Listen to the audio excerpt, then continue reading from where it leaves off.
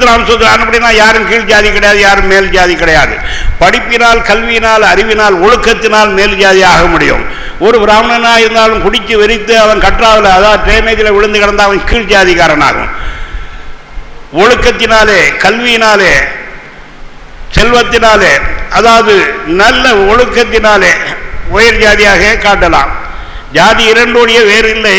சாற்றுங்கால் நீதி வடுவார் நெறிமுறையில் இட்டார் பெரியார் இழாதோர் இடிகுலத்தார் பட்டாங்கில் உள்ளபடி என்று சொல்லி அதை பாடினார். ஜாதி ரெண்டே தான் அனுபவம் என்று சொல்லியிருக்கிறார். தான தர்மம் செய்து புண்ணியம் சேர்வர்கள் உயர்ந்த ஜாதின்னு எழுதியிருக்கிறார்.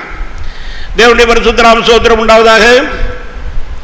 உலக ரீதியின்படியும் அநேக ஞானிகளும் ரிஷிகள் எழுப்பி ஜாதி இல்லை என்று சொல்லி இந்தியாவில் பிரச்சாரம் பண்ணாலும் எடுபடலை. காரணம் என்னென்றால் பிராமணர்களுடைய ஆதிக்கம். அது தொலைஞ்சிடும் சீக்கிரம், அதுக்கு ஒரு முடிவு வரும். தேவனுடைய பரிசுத்தராம் ஸ்தோத்திரம் உண்டாவதாக. பிராமணர்கள் நல்லவர்கள் இருக்கிறார்கள், எல்லாரும் கிட்ட. ஆனால் பிராமணர் ரொம்ப சூதுகாரனாக, நீங்கள் கத்திட்டு குத்துங்க, அவன் பேனா விட்டு உங்களை சொல்லிய முடிச்சிருவான். அவனுடைய ஆயுதம் பேனா. கொஞ்சம் ஜாதி கண்டு அவங்க ரத்தத்தை எடுத்து லேபரேட்டரியில் கொண்டு டெஸ்ட் பண்ணால் இது நாடார் ரத்தம், இது தலித்து ரத்தம், இது கோனார் ரத்தம், இது மரவ ரத்தம்னு சொல்லி அவன் சொல்லுவான். மனுஷ ரத்தம்னு தான் சொல்லுவான். யாராவது தான் இந்த ஜாதிகாரன் அவனுடைய ரத்தத்தை இங்கே எடுத்து கொண்டு போய் நாகர்கோவிலில் டெஸ்ட் பண்ணோம். யார் ரத்தம்னு சொல்லக்கூடாது. அப்போ பண்ணி சொல்லட்டு என்ன ஜாதின்னு சொல்லி. விஞ்ஞான ரீதியிலையும் அது பெரிய துரோகம். கிறிஸ்தவர்கள் கண்டிப்பாக ஜாதி எதிர்பட்டாங்க.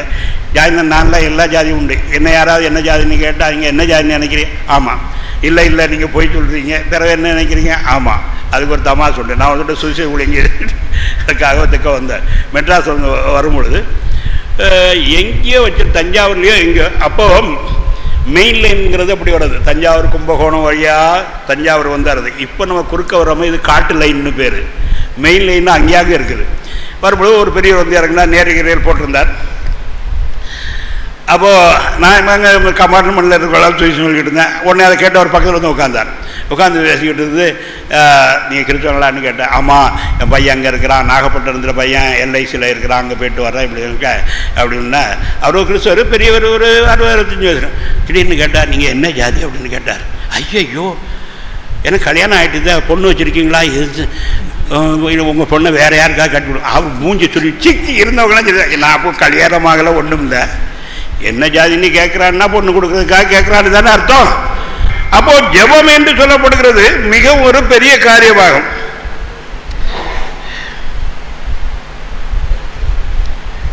சங்கீதம் 45:7 யாராவது வாசிக்கலாம்?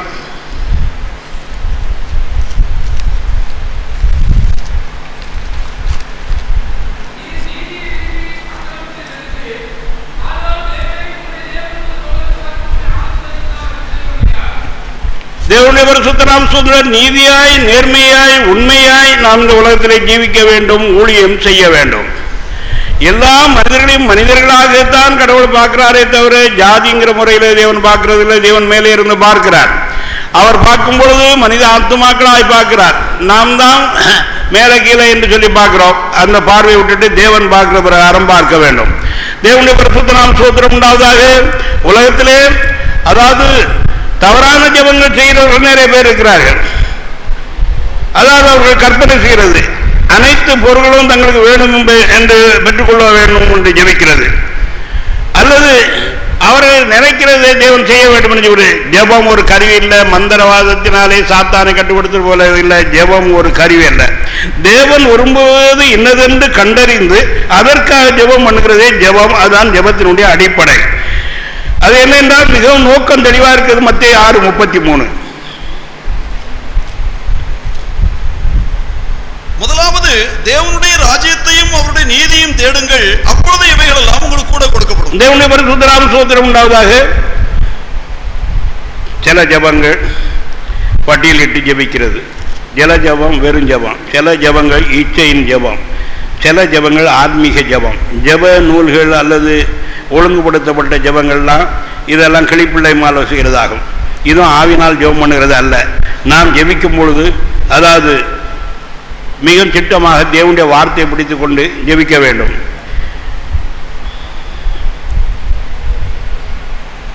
பிழையாம் நல்ல தீர்க்கதரிசி தான். ஆனால் பொருளாசைக்கு உட்பட்டு தேவ ஜனங்களை எப்படியும் சபிக்க வேண்டும் என்று சொல்லி அவன் ஆசைப்பட்டான்.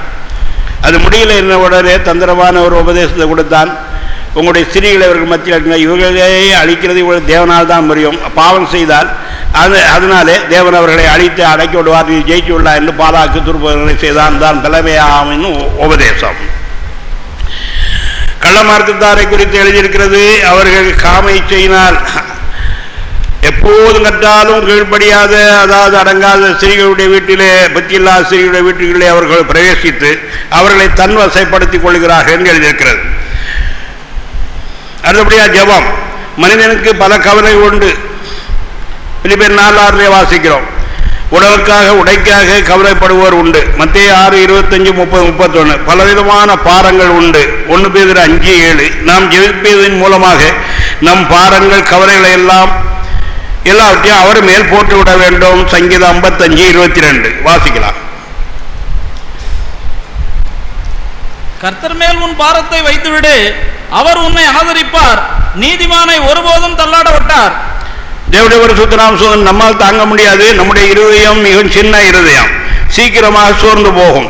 ஜெபம் பண்ணிவிட்டு கர்த்தரிடத்தில் அந்த காரியத்தை ஒப்படைத்து விட்டு நாம் காத்திருக்க வேண்டும். இப்படி காத்திருக்கும் போது நம்முடைய இருதயம் ஸ்திரப்படும். கவலையே நீங்கிறது எப்படி என்று அநேக மனோதத்துவ நூல்கள் வந்திருக்கிறது. F.I. மையரும் எழுதியிருக்கிறார். ஆனால் அவைகளினாலே கவலை போகாது. நீங்கள் ஒன்றுக்கும் கவலைப்படாமல் எல்லாவற்றையும் குறித்து உங்களுடைய விண்ணப்பங்களை ஸ்தோத்திரத்தோடு கூடிய ஜெபத்தினால் வேண்டினால் தேவனுக்கு தெரியப்படுத்துங்கள். அப்போது எல்லா புத்திக்கும் மேலான தேவ சமாதானம் உங்கள் இருதயங்களையும் உங்களுடைய சிந்தைகளையும் கிறிஸ்து இயேசுக்குள்ளாக ஆண்டு கொள்ளும். தேவ சமாதானம், அதாவது ஜெபம் பண்ணுகிறது என்று சொல்லப்படுகிறது ஒரு பெரிய காரியமாக. வேதாகமம் எதற்காக எழுதப்பட்டிருக்கிறது? இறைவன் ஜெபத்தை கேட்கிறவராக இருக்கிறார் என்பதை நாம் அறியும்படியாக இந்த முழு வேதாகமம் எழுதப்பட்டிருக்கிறது. ஆனால் தேவனுக்கு ஒரு பெயர் உண்டு, ஜெபத்தை கேட்கிறவர் என்பதாக. சங்கீதம் 65:2.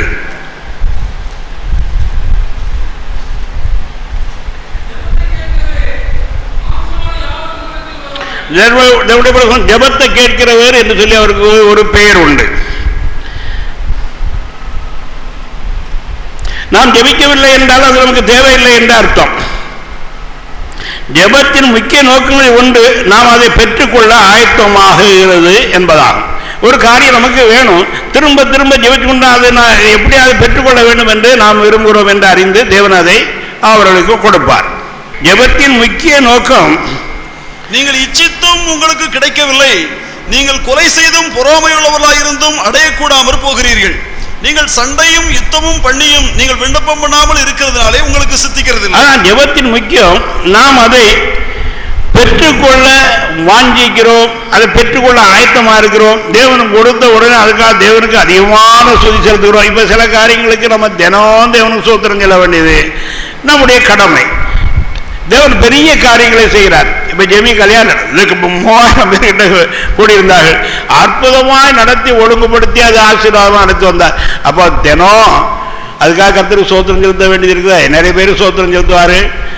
தேவனுடைய பரிசுத்த நாம சோத்திரம். சில காரியங்கள் நம்முடைய கெப்பாசிட்டி, அதாவது நம்முடைய திறமை, நம்முடைய தகுதிக்கு மிஞ்சின காரியங்கள் இறைவன் ரொம்ப அருமையாக அதை செய்து தருகிறார்.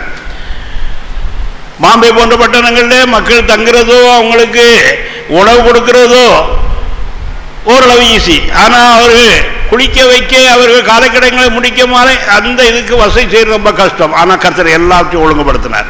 நாம் அதை பெற்றுக்கொள்வதற்கு ஆயத்தமாயிட்டோம் என்றால் கர்த்தர் அதை தருவார். ஜெபிச்ச உடனே ஆண்டவர் கொடுத்துட்டா நம்ம அவ்வளோ சோத்திரம் செய்ய மாட்டோம். சரிதானே?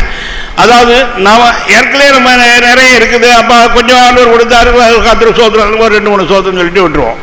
நம்ம ஜீவியத்திலே, வாழ்க்கையிலே, ஊழியத்திலே கர்த்தர் நடப்பித்த அநேக நன்மைகளுக்காக நாம் தொடர்ந்து ஸ்தோத்திரம் செலுத்த கடமைப்பட்டிருக்கிறோம். நன்றி இருக்க வேண்டும், தேங்க்ஸ் கிவிங் செலுத்த வேண்டும்.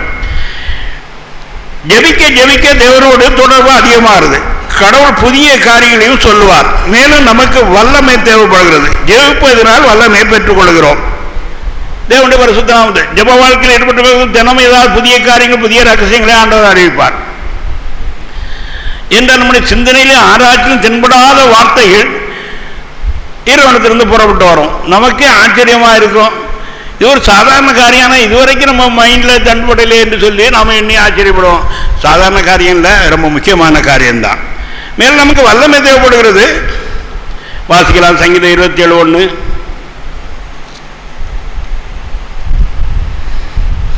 கர்த்தர் என் வெளிச்சமும் என் ரட்சிப்புமானவர், யாருக்கு பயப்படுவேன்? கர்த்தரின் ஜீவனின் பலனானவர், யாருக்கு அஞ்சுவேன்? தேவனுடைய பரிசுத்த நாம ஸ்தோத்திரம் உண்டாவதாக. கர்த்தர் நம்முடைய ரட்சிப்புமா இருக்கிறார், ஜீவனா இருக்கிறார், ஜீவனின் பலனாக இருக்கிறார்.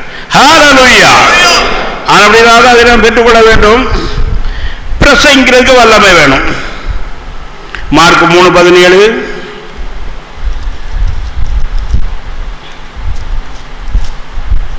செபதேயுவின் குமாரனாகிய யாக்கோபு, யாக்கோபின் சகோதரனாய் யோவான், இவ்விருவருக்கும் இடிமுழக்க மக்கள் என்று அர்த்தம் கொள்ளும் போவர்னேகேஸ் என்கிற பெயரிட்டார். ஏசாயா 58:1.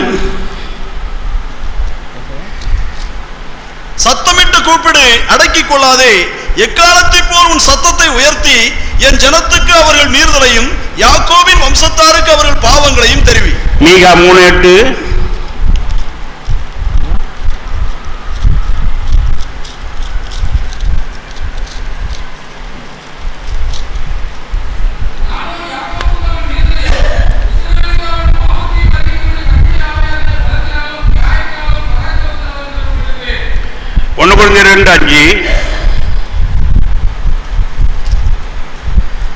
என் பேச்சும் என் பிரசங்கமும் மனுஷ ஞானத்துக்குரிய நயவசனம் உள்ளதா இராமல் ஆவியினாலும் பலத்தினாலும் உறுதிப்படுத்தப்பட்டதா. நாம் பிரசங்கம் பண்ணுகிறதற்கு நம்ம வல்லமை வேணும், பாவத்தை கடிந்து கொள்ள வல்லமை வேணும், மற்றவர்களுடைய தவறை சுட்டி காட்டி எச்சரிக்கிறதுக்கு வல்லமை வேணும். மீகா சொல்லுகிறார், நான் தேவனுடைய ஆவின் பலத்தினாலும் வல்லமையினாலும் வைராகியத்தினாலும் நிறைந்திருக்கிறேன் என்று சொல்லுகிறார். தேவனுடைய பரிசுத்த நாம ஸ்தோத்திரம் உண்டாவதாக. இன்னைக்கு கிறிஸ்தவ உலகத்தில் பாவத்தை கண்டித்து கொண்டு பிரசங்கிக்கிறதுக்கு ஆளையே கிடையாது. பூசி மொழியை கர்த்தர் உங்களை ஆசீர்வதிக்கிறார், இப்படி அந்த ஆசீர்வாதம் கிடையாது, இப்படித்தான் சொல்லுகிறார்கள் தவிர பாவத்தை கடிந்து கொள்கிறவர்கள் இல்லை. தேவனுடைய பரிசுத்த நாம ஸ்தோத்திரம் உண்டாவதாக. நாம் பல விதத்தில் நமக்கு வல்லமை தேவைப்படுகிறது. தேவனே ஆவின் மூலமாக நமக்கு பலன் அளிக்கிறார். நமக்கு பாதுகாப்பு தேவை. அதற்காக நாம் ஜெபம் பண்ண வேண்டும். தேவன் தான் நம்மை பாதுகாக்கிறார். அவர் பாதுகாக்காவிட்டால் என்ன நடக்கும்? இப்போ நாம் ஜெபம் பண்ண வேண்டும், எல்லா காரியத்திற்கும் ஜெபம் பண்ண வேண்டும். ஜெபம் பண்ணுகிறதுல சோர்ந்து போகாதிருங்கள், சோர்ந்து போகாமல் ஜெபம் பண்ண வேண்டும் என்று கர்த்தர் உவமை சொன்னார் என்று வேதத்தில் வாசிக்கிறோம். கர்த்தராகிய நான் அதை காப்பாற்றி அடிக்கடி அதற்கு தண்ணீர் பாய்ச்சி ஒருவரும் அதை சேதப்படுத்தாதபடிக்கு அதை இரவும் பகலும் காத்துக் கொள்வேன். தேவனுடைய பரிசுத்த நாம ஸ்தோத்திரம் உண்டாவதாக. கர்த்தராகிய நான் அதை காப்பாற்றி அடிக்கடி அதற்கு தண்ணீர் பாய்ச்சி ஒருவர் அதை சேதப்படுத்தாதபடி அதை இரவும் பகலும் காத்துக் கொள்வேன். அவன் சங்கீதத்தில் நாம் வாசிக்கிற பிரகாரம், அதாவது சங்கீதத்தில் என்ன வாசிக்கிறோம்? இஸ்ரவேலை காக்கிறவர் தூங்குறவங்க இல்லை, அவர் உன் போக்கிலும் வரத்திலும் உன்னை காப்பார் என்று சொல்லி எழுதப்பட்டிருக்கு. தேவனுடைய பரிசுத்த நாம ஸ்தோத்திரம் உண்டாவதாக. அப்படினால் நாம் ஜெபிக்க வேண்டும். மகிழ்ச்சியோடு ஜெபிப்போமாக, நம்பிக்கையோடு ஜெபிப்போமாக. நம்மை காப்பவர் காப்பார். சங்கீதம் 121:3-8 பாடுவோம். நமக்கு எதிரிகள் உண்டு, நாம் ஜெபிக்கும் போது தேவன் கேட்டு எதிரியை முறியடிப்பார். 2 நாளாகவும் 14:11-13.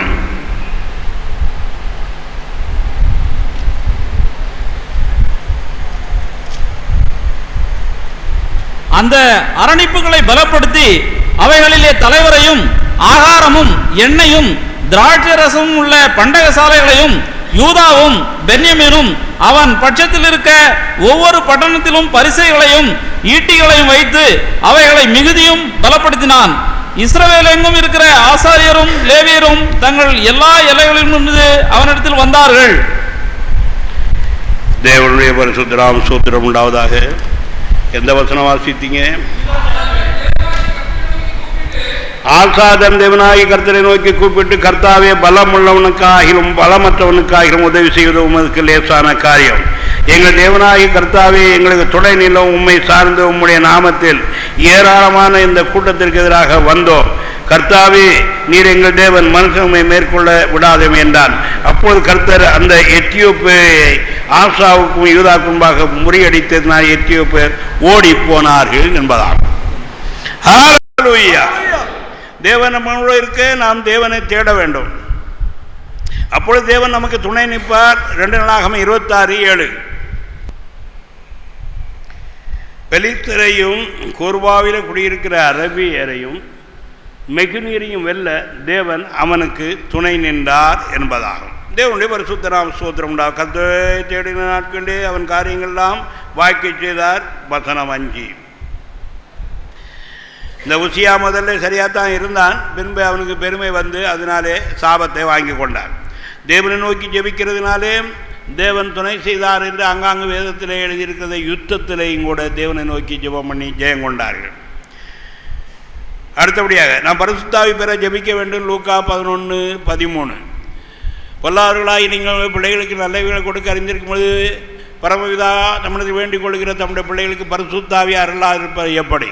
பரிசுத்தாவின் அபிஷேகத்திற்காக ஜெபிக்கும்படி எழுதியிருக்கிறதாக ஒரு அர்த்தம் உண்டு. ஆனால் அது இல்லை. இங்கே கர்த்தர் சொல்லுகிறார், தமிழர்கள் வேண்டிக் கொள்கிறவருக்கு பரிசுத்தாவி அருளாக இருப்பது. அதாவது நீண்ட ஜெபங்கள், தீவிரமான ஜெபம் பண்ணுங்கள், தேவனோடு தொடர்படுக்குங்கள்.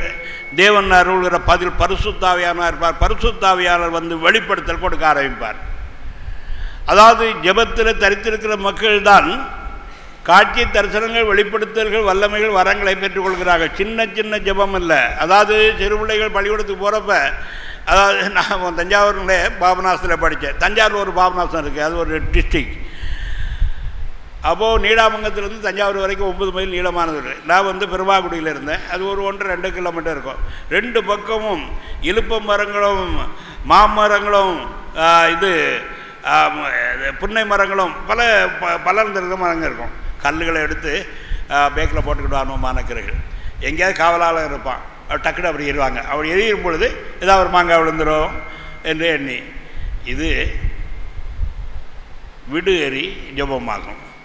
சும்மா கொஞ்சம் நேரம் ஜெபிக்கிறது. ஆனால் நமக்கு இப்போ ஒரு தேங்காயை விளைவிக்கணும்னா திரும்ப திரும்ப எரிஞ்சு, அல்லது இந்த மாம்பழத்தை விளைவிக்கணும்னா திரும்ப திரும்ப எரிஞ்சு குறி வச்சு எறிகிறது. அதான் ஜெபத்தில் குறியாக ஒரே காரியத்துக்காக ஜெபிச்சு அதுக்கு பதில் வர முடியாது, பெற்றுக்கொள்ளுவதாக ஜெபம் பண்ணுகிறது. அதுக்கு பதில் வராத வரைக்கும் அடுத்த சப்ஜெக்ட்டுக்கு போகக்கூடாது. சப்ஜெக்ட் இருக்கட்டும். சிலவங்க எல்லா ஜெபத்தையும் ஒரே அதிகம் மடமடான்னு சொல்லி ஏதோ இந்த எக்ஸ்பிரஸ் மாதிரி ஓடி விடுறாங்க. கொஞ்சம் லோக்கலாக போங்க, நிறுத்த வேண்டிய இடத்துல நிறுத்துங்க. தேவனுடைய பரிசுத்த நாம ஸ்தோத்திரம் உண்டாவதாக. அப்போது ஜெபத்துக்கு தேவன் அருள்கிற பதில் பரிசுத்தாவியாகும். வேண்டிக் கொள்ளாதவருக்கு பரிசுத்தாவின் நிறைவு உண்டாகாது. அவர்கள் 10 நாட்கள் வேண்டுதலும் ஜெபத்திலும் தரித்திருந்தார்கள். அப்படிதான் பரிசுத்தாவின் அபிஷேகம் உண்டாயிற்று. கர்த்தர் அவர்களுக்கு கட்டளையிட்டார். லூக்கா 24:51. என் பிதாவினத்தில் கேள்விப்பட்ட உன்னத்திலிருந்து வருகிற பலனால் தரிப்பிக்கப்படும் வரைக்கு எருசலேமில் காத்திருங்களே என்றார். 10 நாள் தொடர்ந்து அவர்கள், ஆனால் எத்தனை நாள் என்று கர்த்தர் சொல்லவில்லை. அவர்கள் தொடர்ந்து ஜெபித்து கொண்டிருந்தார்கள், காத்திருந்தார்கள். பரிசுத்தாவியானவர் இறங்கினார். அப்போது ஆவினாலே ஜெபம் பண்ண வேண்டும். 1 கொரிந்தியர் 14:5. ஆவினாலே பாட வேண்டும். ஆவியில் நிரம்பி ஜெபிக்கிற ஜெபம் தான் சரியானது. அப்போ அதுக்கு முதலாவது நீங்கள் மனதினாலே ஜெபம் பண்ண வேண்டும், கருத்தோடு ஜெபம் பண்ண வேண்டும், கருத்தோடு பாட வேண்டும். ஆவியின் நிறைவு உண்டாகும். அப்புறம் ஆவியில் ஜெபம் பண்ணுறது, ஆவியில் பாடுகிற, ஆவி உலகத்துக்குள்ளே பிரவேசிக்கிற இந்த அனுபவம் உண்டாகும். தேவனுடைய பரிசுத்த நாம ஸ்தோத்திரம் உண்டாவதாக. சில வேளையில் நாம் சில இடத்திற்கு போய் சில வேலைகள் செய்துட்டு வர்றதை ஆவியில் நீங்கள் காணலாம். எபேசியர் 5:18 முதல் அதுதான் எழுதப்பட்டிருக்கிறது. அடுத்தபடியாக ஞானத்துக்காக ஜெபிக்க வேண்டும். நமக்கு ஏராளம் ஞானம் தேவைப்படுகிறது. எரேமியா 29:13. 12:13. எரேமியா 29:12-13. அப்பொழுது நீங்கள் கூடி வந்து என்னை தொழுது கொண்டு என்னை நோக்கி விண்ணப்பம் பண்ணுவீர்கள், நான் உங்களுக்கு செவி கொடுப்பேன். உங்கள் முழு இருதயத்தோடும் என்னை தேடினீர்களானால் என்னை தேடுகையில் கண்டுபிடிப்பீர்கள். நான் உங்களுக்கு காணப்படுவேன் என்று கர்த்தர் சொல்லுகிறார். நான் உங்கள் சிறையிருப்பை திருப்பி நான் உங்களை துரத்திவிட்ட எல்லா ஜாதிகளிலும் எல்லா இடங்களிலுமிருந்து உங்களை சேர்த்து நான் உங்களை விலக்கியிருந்த ஸ்தலத்துக்கே உங்களை சூத்திரம் உண்டாவதாக. நாம் கூடி வந்து ஆராதனை செய்கிறதும் ஜெபக்கூட்டம் நடத்துவதும் வாசங்கள் செய்கிறதும் மிகவும் முக்கியமானதாகும். அறிவில்லாமையால் என் ஜனங்கள் கெட்டுப்போகிறார் என்று ஓசியா 4:6 தேவன் சொல்லுகிறார். தேவனுடைய பரிசுத்த நாம ஸ்தோத்திரம் உண்டாவதாக. அறிவில்லாதனால்தான் அநேக மக்கள் கெட்டு போகிறார்கள், அநேகர் ஆசீர்வாதங்களை பெற்றுக்கொள்ளாமல் போகிறார்கள், அநேகர் ஆவிக்குரிய தரித்திரர்களாக இருக்கிறார்கள். தேவனுடைய பரிசுத்த நாம ஸ்தோத்திரம் உண்டாவதாக. ஆவிக்குரிய ஐஸ்வர்யம் நிறைஞ்சவர்களாக நாம் காணப்பட வேண்டும். தேவனுடைய பரிசுத்த நாம ஸ்தோத்திரம் உண்டாவதா. ஏனென்றால் நமக்கு இப்போ வேண்டியது அளவில்லாத அறிவும் ஞானமும் புத்தியும் தேவைப்படுகிறது.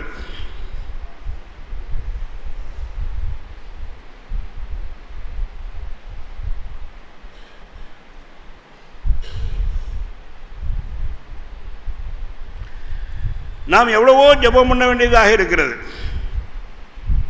அறிவு ஆத்மாவுக்கு இன்பமாகும். எந்த அளவுக்கு அறிவில் தேர்ச்சி என்றால் தேவனுடைய சாயல் என்றால் ஒன்று நீதியும் பரிசுத்தமும். இது எபேசியர் 4 அதிகாரம் 24 எழுதியிருக்கிறது. மூன்றாவது தன்னை சிருஷ்டித்தருடைய அறிவிக்கொப்ப அறிவடையும்படி புதிதாக சிருஷ்டிக்கப்பட்ட புதிய மனிதன், அதாவது கொலோசியர் 3:10. கொலோசியர் 3:10 யாராவது வாசிங்க. தன்னை சிருஷ்டித்தவருடைய சாயலுக்கொப்பாய் பூரண அறிவடையும்படி புதிதாக்கப்பட்ட புதிய மனுஷனை தரித்துக் கொண்டிருக்கிறீர்கள். தேவனுடைய பரிசுத்த நாமத்தின் அறிவிலே நாம் பூர்ணப்பட வேண்டும். பொதுவாக அக்காலத்தில் ஆசாரிகள் என்றால் எல்லா கலைகளும் தெரிந்தவர்களாக மிகுந்த பராக்கிரமசாலிகளாக இருந்தார்கள். ஊழியர்கள் அப்படி ஆக வேண்டும். உசியா வேளையில் ஏறி அவன் தூவங்காட்ட ஆரம்பித்த உடனே 80 பராக்கிரமசாலியாக ஆசாரிகள் நீர் செய்கிறது கீழே இறங்க முடியும். அவனோட கோபமாக பேசினா அவனுடைய நெத்தியில் குஷ்டரோகம் உண்டாயிட்டு தன்னை கருத்தை அடித்து விட்டா இருந்தால் அவனும் இறங்கி ஓட ஆரம்பித்தான். தேவனுடைய பரிசுத்த நாம ஸ்தோத்திரம் உண்டாவதாக. அதனால் ஆசாரியனுக்கு என்ன சாப்பாடு என்று சொல்லியிருக்கிறார். முன்னந்தடை, நெத்திக்கறி, முக்கியமான பாட்டுகள் ஆசாரியனுக்கு ஒதுக்கப்பட்டது. அப்போ ஊழியர்கள் எப்படி இருக்க வேண்டும்ங்கிறது பழைய புதிய ஏற்பாட்டில் எழுதப்பட்டிருக்கிறது. தேவனுடைய பரிசுத்த நாம ஸ்தோத்திரம். அதுக்காக மாம்சத்தை வளர்க்கறது இல்லை, பராக்கிரமசாலியாக பலசாலியாக இருக்க வேண்டும். ஆரோக்கியம் பலசாலியாக இருக்கிறது மிகவும் முக்கியமான காரியமாகும். நமக்கு எதிரி இருக்கிறாங்க. ஒரு தடவை ஒருவர் கேட்டிருக்காரு நம்ம டாக்டர் குடசேலங்கிட்ட, ஆமாம் கன்னியாகுமரி சிட்டெல்லாம் இதெல்லாம் கிடையாது, சாமி ஜபத்துறை அங்கே பைங்குளத்தில் அடிச்சு விட்டாங்க, ஊழியர்களை அடிக்கிறாங்களே, உங்கள் பாஸ்ட்டு வந்தாருன்னா எப்படி அப்படின்னு சொல்லி கேட்டிருக்காங்க. எங்கள் பாஸ்ட்டை ஒரு அடிக்க முடியாது, கூட்டமாக சேர்ந்தாலும் அடிக்க முடியாது. சபாஸ், அந்த இந்துக்காரர் சொல்லியிருக்காரு, அப்படித்தான் இருக்கணும் ஆசாரியர் அப்படின்னு சொல்லியிருக்காரு. அது கேட்டது இந்துக்காரர். டாக்டர் குடசேலன்கிட்ட கேட்டு பாருங்கள், அவர் அங்கே சொன்னார், நான் இப்படி சொன்னையான்னு சொல்லி. ஆமாம், நம்மளை அடிக்கிறதுக்கு என்ன இருக்குது, நம்ம எந்த தப்பு செய்தாலும் ஐயா மன்னிச்சிக்கான்னு தெரியும் போகிறோம். மற்றபடி அடிப்பை பிடிப்போம் அதுக்கெல்லாம் தேவ ஜனங்கள் பயப்படக்கூடாது. உங்களை அடிக்க வர்றாங்க, நீங்கள் ஓடிடுறீங்க. என்ன வேறு வர்றாங்க, ஏசு சாந்தமாக இருக்குங்க, அதில் ஓடுறீங்க, அங்கே போய் குடியிருக்கிறீங்க. இன்னும் விரட்டுறான், சரி கடற்கரை 10 கிலோ போய் குடியிருக்கிறீங்க, அங்கேயும் விரட்டுறான் அப்படின்னா ஒன்று கடலில் செத்து போவீங்களா? ஏன் அடிக்கிற, என்ன விஷயம்னு சொல்லி கேட்டு அது இது பண்ணுறது, தடுக்கிறது நியாயம்தான். பிரதான ஆசாரியனுக்கு இப்படியா பதில் சொல்கிறேன் என்று அவனை அடிக்கணும்னு சொன்னான். அப்போது பிரதான கர்த்தர் கேட்டார், என்ன அடிக்கிறேன், என்ன தவறு என்று கேட்டார். அங்கே விதமாக பவுலை விசாரிக்கும் பொழுது அவன் பவுலை அடிக்க முடிச்ச வெள்ளை அடிக்கப்பட்ட சுவரே கர்த்தர் அடிப்பார். நியாயப்பிரமாணத்தின்படி நியாயம் விசாரிக்க உட்காந்துருக்க, நீ என்ன அடிக்க முடி சொல்லாமான்னு ஒன்று பக்கத்தில் ஏய் பிரதான ஆசாயம் திட்டுறியா? பிரதான ஆசிரியர் எனக்கு தெரியாதுன்னார். ஆனால் மன்னிப்பு கேட்கல. காரணம் என்னென்னா அவர் உலகமெல்லாம் சுற்றிக்கிட்டு வந்ததுனால பிரதான ஆசாரியர் மாறி இருக்கிறான்னு இருக்கார். இப்போ அவர்களுக்கெல்லாம் இந்த வேத வாக்கியம் தெரியாதா, ஒரு கணத்தில் அடித்தா மறு கணத்தில் காட்டக்கூடாதுன்னு சொல்லி காட்ட வேண்டும்னு சொல்லி. அதனுடைய அர்த்தம் என்னென்றால் அப்போ ரோம அரசாட்சி இருந்தது, யூதர்கள் அடிமைகளாக இருந்தார்கள். ஒரு போர் சேவகரை மூட்டை முடிச்சு கலத்து விட்டால் ஒரு யூதனை கண்டா இதை பிடி, இதை தூக்கிட்டு வா என்று சொல்லி சொல்லுவான். அப்போ யூதனை அவமானப்படுத்த முடியாத இடது கைட்டு அடிப்பான். அதாவது இடது கைட்டு நான் இந்த ஆளை அடித்தா அவருடைய வலது கணத்தில் விடும், அவமானப்படுத்த முடியாது. சரி, உன்னை இடது கணத்தில் அடித்தா நீ வலது கணத்தையும் திருப்பி காட்டுன்னு சொல்லி கருத்து சொன்னார். வீணாக ரொம்ப திருப்பி காட்டினா சரி என்ன அவன் அடிக்கப்பட்டாமல் சரி தூக்கிட்டு வான்னு சொல்லி சொல்லுவான். 1 மைல் தூரம் பலம் வந்தப்படுத்தினா 2 மைல் தூரம் ஒன்று இடத்துல இருக்கிறத கேட்குறத பிடுங்கிறத என்ன விட்டு விடு அப்படின்னு சொன்னார். ஆமாம், இப்போ உங்கள் கையில் இருக்க வாட்சியை பிடிச்சி வரவங்களுக்கு தான் நீங்கள் விட்டு விடுவீங்களா? என் கூட 2 மைல் தூரம் வாடினா நீங்கள் போகிறதுக்கு ரெடியா? உங்களை இடது கணத்தில் அடிக்கிறான், வலது கணத்தில் அடிக்கிறானா? உங்களை தலையில் அடிக்கிறான், வயிற்றில் குத்துறான், முதுகில் குத்துறான், அதுக்கெல்லாம் எதுக்கு சொல்ல? அதாவது ஏன் தேவ ஜனங்கள் ரொம்ப சரியாக இருக்கணும். வேதத்தில் என்ன எழுதிப்பட்டிருக்கு, அப்போ உள்ள காலம் என்ன, சர்க்கம்டேஷன், தேவ ஜனங்கள் சாந்தமாக இருக்க வேண்டும், கூடுமானால் அவரோடு சமாதானமாக இருக்கும்படி நாடுங்கள் என்று சொல்லி ரோமர் 12:18 எழுதியிருக்கிறது. கூடுமானால் முயற்சி பண்ணி பாருங்கள். ஆனால் அவன் ஒன்றா விடமாட்டான், அப்படி செய்வேன், அப்படி சரி நீ செய்து பாருன்ட்டு இருக்க வேண்டியது. அடிக்க படுகிறவனு முட்டாள், அடிக்கிறவனு முட்டாள். ஓடுற நாயை கண்டா ரெட்டை நாய்க்கு தொக்கு. அது ஓடுற நாய் நின்று ஏற்றுடுதுன்னா உன்னை இதுவும் நின்றுக்கிறோம். இந்த கிறிஸ்தவ கொலைகளாக ஆக்கிவிட்ட அந்த கிழட்டு பிரசங்கிகள் ஒரு கண்ணத்தில் அடித்தா மறு கண்ணத்தை காட்டு, சாந்தமுள்ளவராக இருங்க, சண்டை போடக்கூடாது, அப்படி எங்கே இருக்குது சண்டை போடக்கூடாதுன்னு சொல்லி பாருங்கள். வயலிருந்து மாடுகள் ஆடுகளை பத்து விட மேய்த்து அதாவது உழுத விட்டு வந்தால் சவுல் அங்கே ஜனங்கள்லாம் அழுதுகிட்டு இருந்தாங்க. என்ன என்றால் இவ்விதமாக அம்மோனியருக்கு நாகாஸ் வந்து அடிமையாக இருக்குன்னு கேட்டான். சரின்னு சொன்னோம். ஒவ்வொருவனும் ஒவ்வொரு கண்ணை பிடிங்கி நான் இது பண்ணுவேன்னு சொல்லி சொன்னான். அதனால் ஜனங்கள்லாம் ஒரு 10 நாள் போகிறோம், எங்களுக்கு ரசிப்பார் வரவில்லை என்றால் நாங்கள் வருகிறோம், என் கண்ணை பிடுங்குங்க அப்படின்னு சொல்லி நாங்கள் சொன்னோம்னு சொன்னேன். தேவ ஆவியானவர் சவுல் மேல் இறங்கினா அவனை மிகவும் கோபம் கொண்டு ஓரினை மாட்டை பிடித்து 12 துண்டாக வெட்டி 12 கூத்திரம் அனுப்பி சாவலுக்கு முன்பாக சவுலுக்கு பின்னால் சாமியர்கள் வராமல் அவனுடைய மாடுகளுக்கு இப்படி செய்ய முடியும். பரிசுத்தாவியமே மிகவும் கோபம் உண்டவனாகி இது 1 சாமுவேல் 12ஆம் அதிகாரத்தில் வரும். தேவனுடைய பரிசுத்த நாம ஸ்தோத்திரம். அது பரிசுத்தாவியானவர்னா என்ன, அவருடைய எல்லா விதமான தன்மையும் நம்மில் இருக்கிறது. தேவனுடைய பரிசுத்த நாம பரிசுத்தாவியானவர் எப்படி எப்படி கிரியை செய்வார் என்று வேதத்திலே எழுதப்பட்டிருக்கிறது. நாம் எப்பொழுதுமே வேதத்தை முழுவதுமாக ஆராய்ந்து பார்க்கிறோம். ஒரு வசனத்தையோ அல்லது ஒன்று வாசிக்கலாம். 11ஆம் அதிகாரம் 1 சாமுவேல் 11